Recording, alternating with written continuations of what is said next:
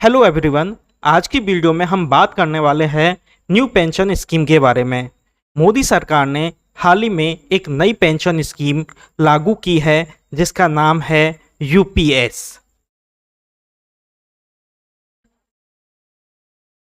Unified pension scheme केंद्र सरकार ने सरकारी कर्मचारियों के लिए यूनिफाइड पेंशन स्कीम को मंजूरी दे दी है। इस स्कीम के तहत अगर किसी कर्मचारी ने 25 साल तक काम किया है तो उसे रिटायरमेंट के पहले नौकरी के आखिरी 12 महीनों के औसत वेतन का 50% पेंशन के रूप में मिलेगा। केंद्रीय मंत्री अश्विनी वैष्णव ने कहा कि इस स्कीम का लाभ 23 लाख कर्मचारियों को मिलेगा। हाइलाइट्स। कैबिनेट ने एनपीएस के साथ यूनिफाइड पेंशन स्कीम लागू करने का फैसला किया है। 25 वर्ष सेवा देने वाले कार्मिकों को 50% सुनिश्चित पेंशन मिलेगा। परिवार को सुनिश्चित पेंशन का 60% हिस्सा बतौर पेंशन मिलेगा। हाल के चुनावों में विपक्ष की तरफ से नई पेंशन स्कीम एनपीएस की जगह पुरानी पेंशन स्कीम ओपीएस को लागू करने को मुद्दा बनाने के दाव का केंद्र सरकार ने काट खोज निकाला है। केंद्र सरकार के 23 लाख कर्मचारियों के लिए सरकार ने यूनिफाइड पेंशन स्कीम लागू करने का फैसला किया है जो मौजूदा एनपीएस के साथ ही लागू रहेगा। कर्मचारियों को मिलेगी सुनिश्चित राशि। यूपीएस के तहत कर्मचारियों को सुनिश्चित पेंशन, परिवारों को पेंशन, सुनिश्चित न्यूनतम पेंशन, पेंशन की राशि की महंगाई दर के साथ जोड़ने और सेवानिवृत्त के समय ग्रेच्युटी के अलावा भी एक सुनिश्चित राशि के भुगतान की व्यवस्था की गई है। पुरानी पेंशन स्कीम से कितना है अलग? एक तरह से यह पुरानी पेंशन स्कीम की तरह ही होगी, लेकिन अंतर सिर्फ इतना होगा कि ओपीएस में जहां कर्मचारियों को योगदान नहीं देना होता था, यूपीएस में एनपीएस की तर्ज पर ही 10% योगदान देना होगा। यूपीएस के लिए कर्मचारियों को कोई भी अतिरिक्त योगदान नहीं देना होगा, जबकि केंद्र सरकार की तरफ से पेंशन फंड में योगदान मौजूदा 14% से बढ़ाकर 18.5% कर दिया गया है, जो साल दर साल महंगाई दर आदि के कारण बढ़ता रहेगा।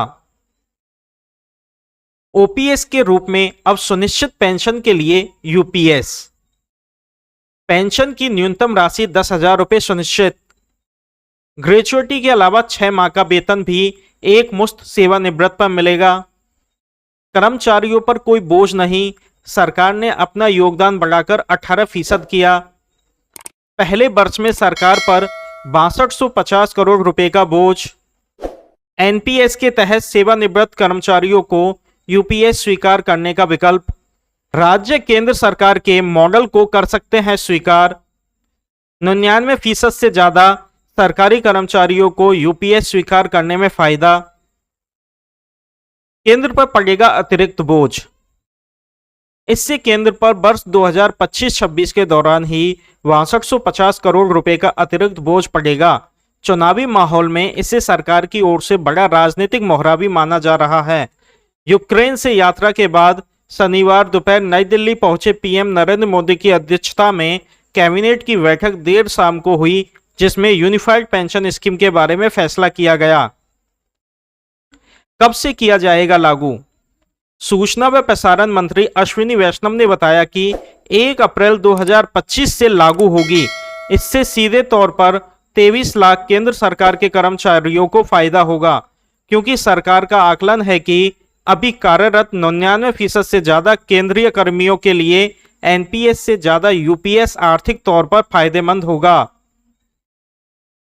एनपीएस वर्ष 2004 से लागू है और तब से अभी तक जितने सरकारी कर्मचारी सेवानिवृत्ति हुए हैं उनको यूपीएस के तहत पेंशन सुविधा लेने का विकल्प मिलेगा। अगर कर्मचारी ऐसा करते हैं तो उन्हें जो अतिरिक्त राशि व उसका ब्याज बनेगा उसका भुगतान केंद्र से होगा। ऐसे कर्मचारियों को केंद्र को 800 करोड़ रुपए की अतिरिक्त राशि का भुगतान करना होगा। क्या राज्य सरकारें भी करेंगी लागू? वैष्णव ने बताया कि अगर राज्य सरकारें चाहे तो इसी आधार पर अपने कर्मचारियों के लिए भी पेंशन स्कीम लागू कर सकती है। ऐसा होता है तो देश भर में 90 लाख राज्य सरकार के कर्मचारियों को भी फायदा हो सकता है। स्पष्ट है कि चुनाव में मुद्दा बने रहे विपक्षी दलों पर अब यह जिम्मेदारी आएगी कि वह भी अपने राज्यों में तत्काल प्रभाव से इसे लागू करने की घोषणा करें। हरियाणा और जम्मू कश्मीर में चुनाव की घोषणा हो चुकी है और अगले 1-2 महीने में महाराष्ट्र और झारखंड में भी घोषणा होनी है। ऐसे में राजनीतिक दलों पर यह दबाव रहेगा कि वह अपने मैनिफेस्टो में राज्य में इसे लागू करने की घोषणा करें। इस स्कीम का सबसे पहला तथ्य यह है कि इसमें कर्मचारियों को सुनिश्चित पेंशन मिलेगा, जबकि एनपीएस में बाजार में निवेशित राशि के हिसाब से पेंशन राशि मिलने की व्यवस्था है। यूपीएस का फार्मूला यह है कि अगर कर्मचारियों ने 25 वर्षों की सेवा दी है तो उसके अंतिम कार्य वर्ष के 12 महीनों के औसत मूल वेतन का 50% राशि बतौर पेंशन दी जाएगी। अगर सेवा काल 10 से 25 वर्षों का है तो पेंशन की राशि समानुपातिक आवंटन के आधार पर तय होगी। यूपीएस का दूसरा अहम पहलू यह है कि सेवानिवृत्त कर्मचारियों की मृत्यु होने पर उसके आश्रित पति या पत्नी को पेंशन राशि का 60% सुनिश्चित पारिवारिक पेंशन के तौर पर दी जाएगी। तीसरा महत्वपूर्ण पहलू यह है कि कर्मचारी का कार्यवर्ष चाहे जितना भी हो, उनकी पेंशन की न्यूनतम राशि 10,000 रुपये से कम नहीं होगी। वैष्णव का कहना है कि आज की तारीख में जो न्यूनतम वेतन है उसके आधार पर न्यूनतम पेंशन की राशि 15,000 रुपये बनती है। चौथा पहलू पेंशन की राशि जो महंगाई के सूचकांक से जोड़ा गया है, यानी खुदरा महंगाई दर बढ़ेगी तो पेंशन की राशि भी बढ़ेगी। महंगाई भत्ता के आधार पर पेंशन, पारिवारिक पेंशन और न्यूनतम पेंशन तीनों का निर्धारण होगा। पांचवा पहलू सेवा में संपन्न हर 6 माह के लिए मूल वेतन का 10% राशि एक मुश्त मिलेगी जो ग्रेच्युटी के अलावा होगी। सूचना व प्रसारण मंत्री के मुताबिक मोटे तौर पर 30 वर्ष की सेवा के लिए एक कर्मचारी को 6 माह का वेतन अलग से सेवानिवृत्त होने पर मिलेगा। समिति ने तैयार की थी विस्तृत रिपोर्ट। केंद्र सरकार ने वर्ष 2022 में पूर्व वित्त सचिव टीबी स्वामीनाथन की अध्यक्षता में एक समिति का गठन किया था ताकि एनपीए की समीक्षा की जा सके। इस समिति ने केंद्रीय कर्मचारियों के संघों व दूसरे प्रतिनिधियों, राज्य सरकारों, आरबीआई, विश्व बैंक, राजनीतिक दलों समेत दूसरे श्रम संगठनों के साथ विस्तार से विमर्श के बाद एक रिपोर्ट तैयार की थी।